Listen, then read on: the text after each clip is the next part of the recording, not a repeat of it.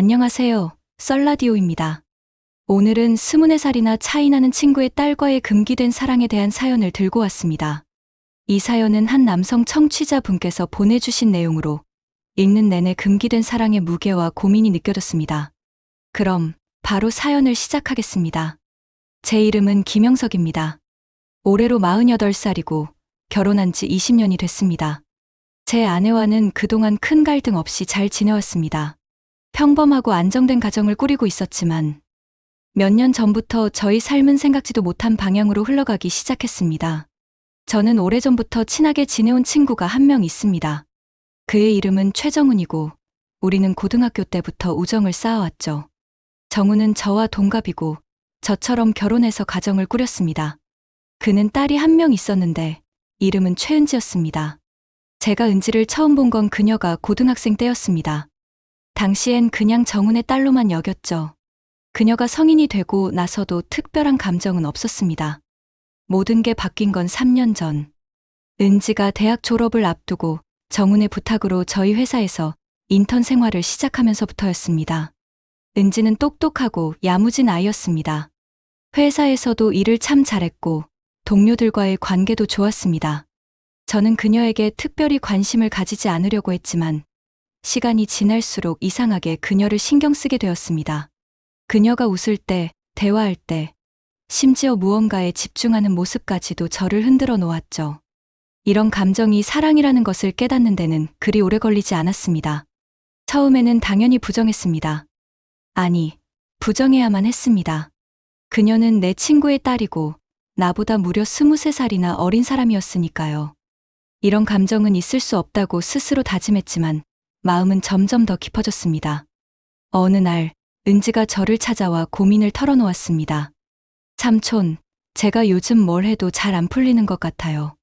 자신감도 떨어지고 저 너무 부족한 사람 같아요. 그녀가 힘들어하는 모습을 보니 마음이 아팠습니다. 은지야, 내가 부족하다니 무슨 말이야? 너처럼 똑똑하고 열심히 하는 사람도 없을걸? 제가 그렇게 말하자 은지는 눈물을 보이며 말했습니다.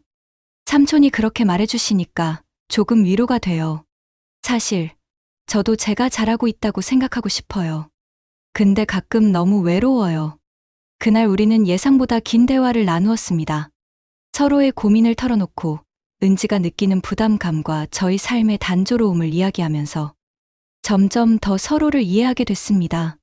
시간이 흐르면서 우리는 회사에서뿐만 아니라 개인적인 자리에서도 자주 만나게 되었습니다. 처음엔 가벼운 점심 약속이었지만 점점 저녁 식사나 카페에서의 긴 대화로 이어졌습니다. 어느 날 저녁, 은지가 저를 바라보며 물었습니다. 삼촌은 언제 가장 행복하세요? 순간 저는 대답을 망설였습니다. 아내와의 일상, 아이들과 보내는 시간, 아니면 안정된 직장, 아무것도 마음에서 우러나지 않았습니다. 그래서 솔직히 말했습니다. 은지야, 요즘 가장 행복한 순간은 너랑 대화할 때인 것 같아. 그녀는 놀란 표정을 지었지만 곧 미소를 지으며 말했습니다. 저도요, 삼촌. 삼촌이랑 이야기할 때가 제일 좋아요. 삼촌은 정말 제게 힘이 돼요. 그 말에 제 가슴이 뛰었습니다. 그날 이후로 우리의 관계는 미묘하게 바뀌었습니다. 단순한 친구 딸과 아버지 친구의 관계를 넘어 서로를 향한 감정이 깊어지는 것을 느낄 수 있었습니다. 하지만 저는 여전히 이 관계가 잘못됐다는 걸 알고 있었습니다. 이런 감정을 품는 것 자체가 친구를 배신하는 일이고 제 가정을 위협하는 일이었습니다. 그럼에도 불구하고 그녀를 향한 마음은 멈추지 않았습니다. 어느 날 저녁, 은지와 함께 카페에 앉아 있던 저는 조심스럽게 물었습니다. 은지야, 혹시 내가 요즘 너한테 너무 의지하는 건 아니니? 그녀는 고개를 저으며 웃었습니다. 아니에요, 삼촌. 사실 저도 삼촌이 있어서 너무 다행이에요. 삼촌 없었으면 저 많이 힘들었을 거예요. 그 순간 저는 그녀를 향한 마음이 걷잡을 수 없이 커지고 있다는 것을 확신했습니다. 은지와의 관계가 깊어질수록 제 마음속 갈등도 점점 커져갔습니다. 머리로는 안 된다고 수없이 다짐했지만 마음은 이미 그녀에게로 기울고 있었습니다. 그리고 그 감정이 결국 행동으로 이어진 날이 찾아왔습니다. 그날은 은지가 회사에서 힘든 하루를 보낸 날이었습니다. 퇴근 후 그녀는 저에게 전화를 걸어왔습니다. 삼촌, 잠깐 시간 괜찮으세요? 저 오늘 너무 지쳤어요. 그녀의 목소리는 피곤함과 외로움이 묻어 있었습니다. 저는 망설임 없이 대답했습니다. 그래, 어디로 갈까? 오늘은 내가 맛있는 거 사줄게. 우리는 회사 근처 작은 레스토랑에서 만났습니다. 그녀는 평소처럼 밝은 척하려고 애썼지만 눈빛에서는 슬픔이 묻어났습니다. 무슨 일 있었어? 제가 묻자 그녀는 한숨을 쉬며 말했습니다. 그냥 회사에서 자꾸 저를 만만하게 보는 것 같아요. 제가 뭘 해도 부족하다고 느껴지고 모든 게 저 때문인 것 같아요. 그녀의 이야기를 듣는 동안 제 가슴은 답답해졌습니다. 저는 진심으로 그녀를 위로하고 싶었습니다. 은지야, 너 정말 잘하고 있어. 누구보다도 열심히 하고 있고 내가 얼마나 대단한 사람인지 알아야 해. 제 말을 들은 그녀는 고개를 떨구더니 조용히 말했습니다. 삼촌만 아니었으면 저는 정말 버티지 못했을 거예요. 삼촌이 제게 너무 큰 힘이에요. 그 순간 저는 충동적으로 그녀의 손을 잡았습니다. 제 손이 그녀의 손에 닿자 그녀는 놀란 듯 저를 바라보았습니다. 저는 얼른 손을 놓으며 말했습니다. 미안하다. 나도 모르게. 하지만 은지는 고개를 저으며 부드럽게 웃었습니다. 괜찮아요, 삼촌. 오히려 고마워요. 삼촌이 있어서 제가 이렇게 버틸 수 있는 것 같아요. 그날 이후로 우리의 관계는 더 이상 단순하지 않았습니다. 은지는 제게 더욱 의지했고, 저도 그녀와 함께하는 시간이 더 많아졌습니다. 하지만 이 모든 것이 옳지 않다는 것을 알기에 저는 매일 밤 괴로워했습니다. 어느 날, 은지가 제게 이런 말을 했습니다. 삼촌, 저는 가끔 이렇게 삼촌이랑 시간을 보내는 게 너무 행복하면서도 무섭기도 해요. 우리가 지금 하는 게 맞는 건지 모르겠어요. 그녀의 말에 저는 잠시 침묵하다가 어렵게 입을 열었습니다. 나도 그래, 은지야. 너랑 있을 때가 제일 행복하지만 동시에 너무 두렵기도 해. 내가 지금 잘못된 길로 가고 있는 건 아닌가 싶어서. 그녀는 제 말을 가만히 듣더니 고개를 끄덕였습니다. 저도 알아요. 하지만 삼촌. 저는 삼촌 없으면 안 될 것 같아요. 삼촌이 없으면 저는 진짜 혼자라고 느낄 것 같아요. 그 말을 듣는 순간 저는 더 이상 그녀에게서 벗어날 수 없다는 것을 느꼈습니다. 하지만 그럴수록 제 마음은 더 혼란스러웠습니다. 은지와의 이 관계를 계속 이어나갈 수 있을지 아니면 멈춰야 할지 스스로도 답을 내릴 수 없었습니다. 은지와의 관계가 깊어질수록 우리는 점점 더 감정을 숨기기 어려워졌습니다. 어느새 우리 둘 다 이 관계에서 빠져나올 수 없다는 것을 깨닫게 되었죠. 하지만 세상은 그렇게 녹록하지 않았습니다. 우리 사이를 눈치채는 사람들이 하나둘 생겨나기 시작했습니다. 어느 날, 정훈이 저를 찾아왔습니다. 그의 표정은 어딘가 이상했습니다. 우리는 집 근처 카페에 앉아 이야기를 나누기 시작했습니다. 영서가, 요즘 은지가 너랑 많이 만나는 것 같더라. 회사 일 때문이라고는 하지만 혹시 내가 모르는 일이 있는 건 아니지? 그의 질문에 저는 순간 심장이 얼어붙는 듯 했습니다. 최대한 평정을 유지하려 애쓰며 대답했습니다. 무슨 소리야, 정훈아. 은지가 요즘 회사에서 힘들어하니까 내가 좀 챙겨주고 있는 거지. 너도 알잖아. 은지는 내가 딸처럼 아끼는 애야. 하지만 정훈은 제 눈을 뚫어지게 바라보며 말했습니다. 그래? 그런데 왜 요즘 은지가 나한테 얘기를 잘 안 할까? 예전엔 뭐든 나한테 먼저 말하던 애가 뭔가 달라졌어. 그의 말이 끝나자마자 제 머릿속은 혼란스러워졌습니다. 은지가 정훈과의 관계에서 멀어진 게 나 때문이라는 사실이 분명했으니까요. 저는 어색하게 웃으며 대화를 돌리려 했지만 정훈의 의심이 완전히 사라지지는 않았을 겁니다. 그날 밤 은지와 통화를 하며 저는 이 일을 이야기했습니다. 은지야, 정훈이가 오늘 나한테 너랑 요즘 왜 그렇게 자주 만나냐고 묻더라. 우리가 너무 티를 낸 건 아닐까? 은지는 잠시 침묵하더니 조용히 말했습니다. 삼촌, 우리 이제 어떻게 해야 할까요? 제가 삼촌이랑 있는 게 너무 좋지만 아빠가 알게 되면 정말 큰일 날 거예요. 저는 그녀의 걱정을 달래려 했지만 저 역시 어떻게 해야 할지 몰랐습니다. 우리의 관계는 이미 돌이킬 수 없는 지점에 와 있었으니까요. 며칠 후 회사에서도 이상한 기류가 감지되었습니다. 동료들이 은지와 저를 바라보는 시선이 달라졌다는 것을 느꼈습니다. 특히 팀장님이 저를 불러 단도직입적으로 물었습니다. 김 부장님, 요즘 은지 씨랑 많이 가까워 보이시던데 혹시 무슨 일 있으신 건가요? 다른 직원들이 얘기를 좀 하더라고요. 그 말에 저는 머릿속이 하얘졌습니다. 아, 아닙니다. 은지 씨가 신입이라 제가 좀 챙겨주고 있을 뿐이에요. 괜한 오해가 없었으면 좋겠습니다. 라고 대답했지만 그 순간 제 얼굴이 붉어진 것을 느낄 수 있었습니다. 그날 저녁, 은지를 만나 이 상황에 대해 이야기했습니다. 우리는 한적한 카페 구석에 앉아 서로의 표정을 살폈습니다. 삼촌, 이제 정말 티가 나는 것 같아요. 사람들이 우리를 이상하게 보는 것 같아요. 은지의 말에 저는 한숨을 쉬며 고개를 끄덕였습니다. 나도 알아. 우리 이렇게 계속 가면 안 될 것 같아. 하지만 은지야, 너랑 떨어지는 건 상상도 할 수 없어. 그녀는 제 말을 듣고 눈물을 흘렸습니다. 저도요, 삼촌.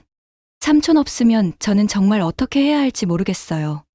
하지만 우리, 이제 정말로 뭔가 결정을 내려야 할 것 같아요. 우리는 한참 동안 아무 말 없이 서로를 바라보았습니다.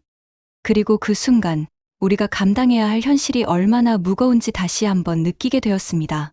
그날 밤, 은지와 저는 더 이상 감정을 억누를 수 없었습니다. 모든 게 터질 것만 같은 긴장감 속에서 우리는 한적한 외곽의 작은 펜션을 예약했습니다. 삼촌이라고 부르며 제게 의지하던 그녀의 모습은 여전히 사랑스러웠지만 이제 그 관계는 더 이상 단순한 보호자와 피보호자의 경계를 넘어서고 있었습니다.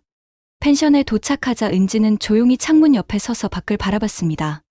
밤하늘의 별빛이 그녀의 얼굴을 은은하게 비췄고 저는 그 모습을 보며 말을 걸었습니다. 은지야, 정말 괜찮겠니? 여기까지 오는 게 우리 둘 다 돌이킬 수 없는 선택일 수도 있어. 그녀는 고개를 천천히 돌려 저를 바라보며 부드럽게 미소를 지었습니다. 삼촌. 아니, 이제는 이렇게 부르면 안 되겠죠. 영석 씨, 저는 오늘만큼은 제 마음을 숨기고 싶지 않아요. 너무 오래 참았어요. 그녀의 말에 제 가슴은 마치 무언가에 꽉 조여진 듯 했습니다. 한 걸음 다가가 그녀의 손을 잡으며 말했습니다. 은지야, 나도 너를 너무 사랑해. 하지만 이게 정말 옳은 일인지 모르겠어. 너에게 상처가 될까봐 너무 두려워. 그녀는 제 손을 꼭 쥐며 대답했습니다. 저도 알아요. 이게 잘못된 일이라는 걸요. 하지만 삼촌, 아니, 지금 이 순간만큼은 우리 마음이 진심이라면 그걸로 충분하지 않을까요? 그 말에 저는 더 이상 아무 말도 할 수 없었습니다. 은지의 눈에는 망설임 대신 단호한 의지가 담겨 있었습니다. 그 순간 우리는 서로의 감정을 확인했습니다. 은지가 천천히 다가와 제 어깨에 기대었고 저는 그녀를 조심스레 안았습니다. 그 밤, 우리는 서로의 모든 것을 나눴습니다. 대화는 길고도 깊었습니다. 그녀가 어린 시절 겪었던 외로움과 성인이 되어 느꼈던 압박감, 그리고 제가 중년의 나이에 느낀 삶의 공허함과 이성적으로서의 외로움까지 서로의 이야기에 공감하며 더 가까워질 수밖에 없었습니다. 은지가 조용히 제게 속삭였습니다. 영석 아저씨, 저는 이 순간을 평생 잊지 못할 거예요. 정말 행복해요. 저는 그녀를 바라보며 대답했습니다. 나도 그래, 은지야. 너와 함께 있는 지금 이 순간이 내 삶에서 가장 소중해. 하지만 내일이 두려워. 우리가 맞닥뜨려야 할 현실이 너무 무거울 것 같아. 그녀는 고개를 저으며 제 손을 꼭 잡았습니다. 내일은 내일의 일이에요. 오늘은 우리 마음대로 살아요. 그 순간 저는 그녀의 강한 마음에 조금 위안을 얻었습니다. 하지만 동시에 무거운 죄책감이 가슴을 짓눌렀습니다. 우리는 함께 밤을 보냈고 그 시간 동안 모든 걱정을 잊으려 애썼습니다.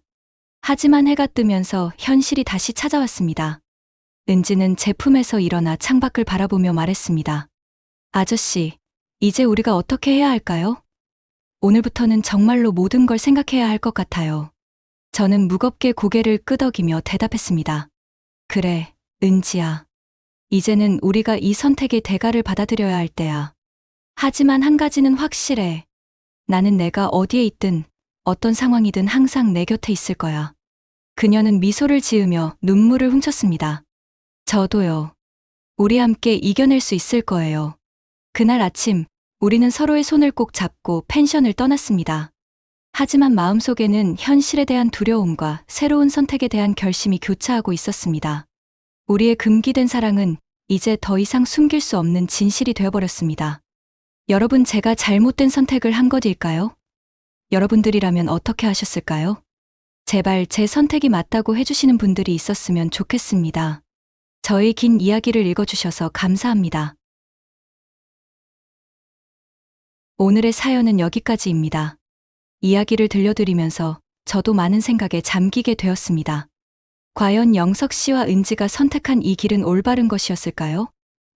이들은 서로를 사랑하며 새로운 삶을 선택했지만 그로 인해 그들에게 닥칠 후폭풍을 이겨낼 수 있을지 의문이 남습니다. 여러분이라면 어떻게 하셨을까요? 금기된 사랑 앞에서 진실된 마음을 택하시겠습니까? 아니면 이성적으로 모든 걸 포기하셨겠습니까? 우리 모두가 각자의 관점에서 이들의 선택을 바라보며 다양한 생각을 하게 될 것입니다. 여러분의 의견과 생각을 댓글로 남겨주세요. 여러분의 한마디가 이 이야기에 또 다른 시각을 열어줄 수 있습니다. 썰라디오는 여러분과 함께 이런 깊고 복잡한 이야기를 나누는 공간이니까요. 그리고 썰라디오를 시청하는 여러분 중 아직 구독하지 않으신 분들이 무려 99.8%나 된다는 사실에 좀 더 분발하겠습니다. 구독과 알림 설정을 하셔서 매일매일 우리들의 숨은 세상 이야기를 함께 해주세요. 썰라디오는 언제나 여러분 곁에 있습니다.